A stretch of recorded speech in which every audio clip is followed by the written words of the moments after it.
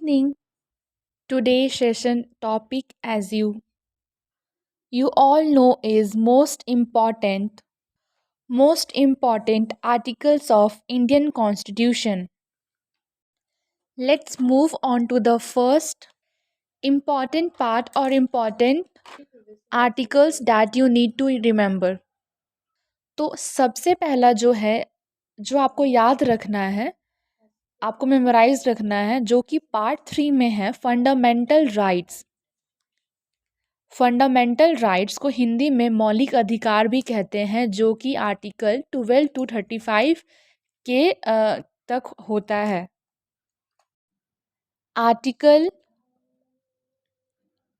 Articles of the constitution which is mention in part 3 of the constitution. और article 12 to 35 से लेकर उसके बीच में और 12 से 35 के बीच में 14 से स्टार्ट होते हैं आर्टिकल्स।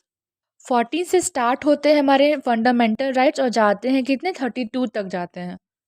तो ये सारे आर्टिकल्स आपको पता होने चाहिए क्योंकि ये बहुत इंपॉर्टेंट है।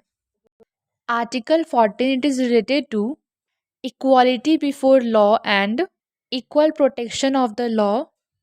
Article 15 is related to prohibition against discrimination and discrimination on the basis of caste, gender, creed. Article 16 is related to कि किसी तरीके से का भेदभाव नहीं होगा, किसी के प्रति कोई भेदभाव नहीं होगा किसी भी तरीके का। एम्प्लॉयमेंट प्रोवाइड करते वक्त पब्लिक ऑफिसेस में। And article 17 is related to untouchability and article 18 is related to titles.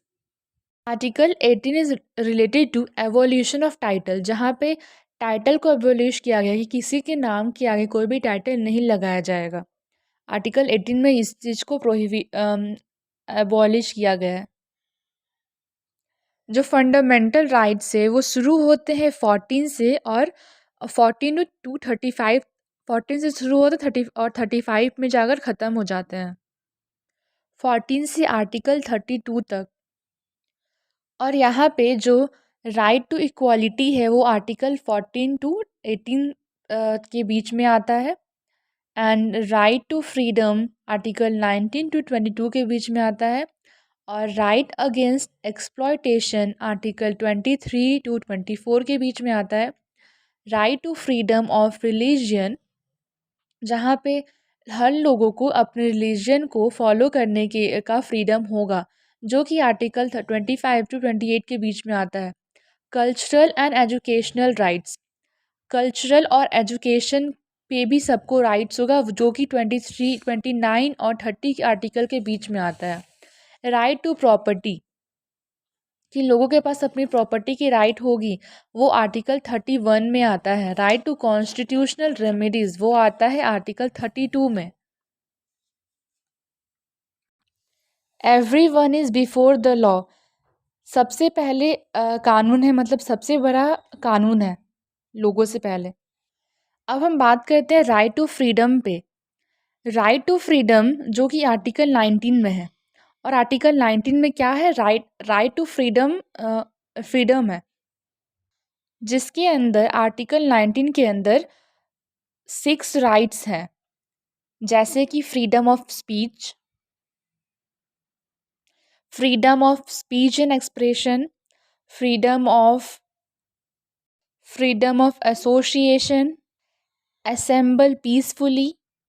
स्वतंत्रता के अधिकार के बारे में बताया गया है।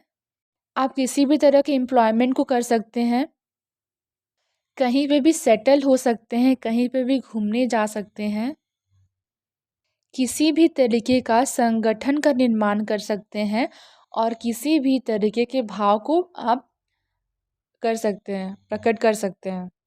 This is all mention in article 19। अब आता है आर्टिकल 20।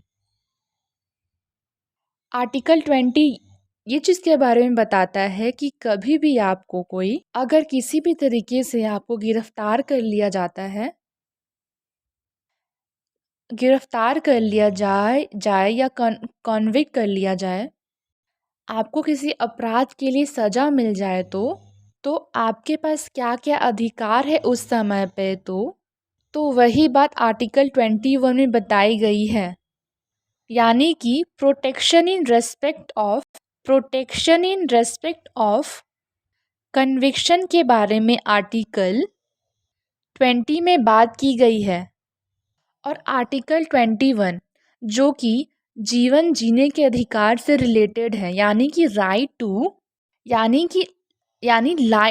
टू लिबर्टी, यानी कि व्यक्तिगत समानता स्वतंत्रता से रिलेटेड है। Right to life and personal liberty की बारे में बात की गई है। इसके बाद आता है आर्टिकल 22 जो कि डिटेंशन से रिलेटेड बात करता है। Also article 21A is also important, and article 21A is related to right to education से related है कि सभी स्टूडेंट्स को बच्चों को राइट टू एजुकेट हो, मतलब उन्हें एजुकेशन का राइट मिले, वो भी शिक्षित हो पाएँ।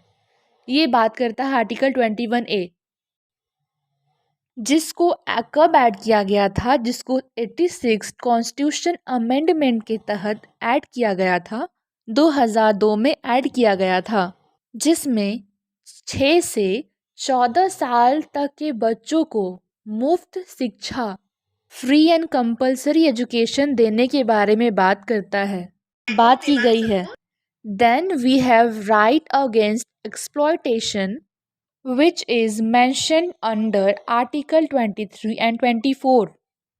उसके बाद है राइट्स अगेंस्ट एक्सप्लॉयटेशन, मतलब शोषण के खिलाफ अधिकार, जिसमें ये बात किया गया है कि आर्टिकल 23 में बताया गया है कि फोर्स्ड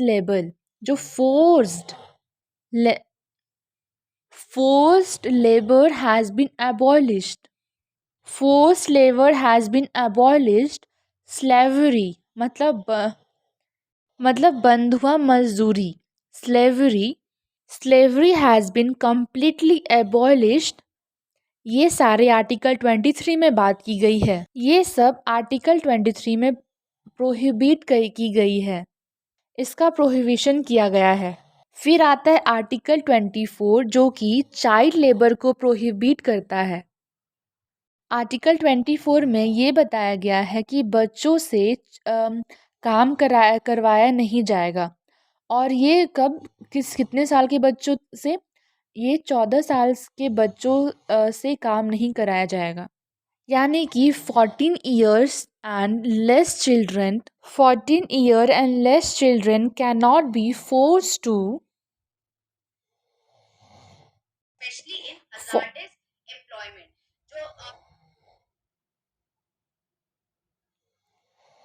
14 ईयर्स से कम के बच्चे को चाइल्ड लेबर मतलब काम करवाने के लिए फोर्स नहीं किया जा सकता है, स्पेशली इन हजार्डस एम्प्लॉयमेंट।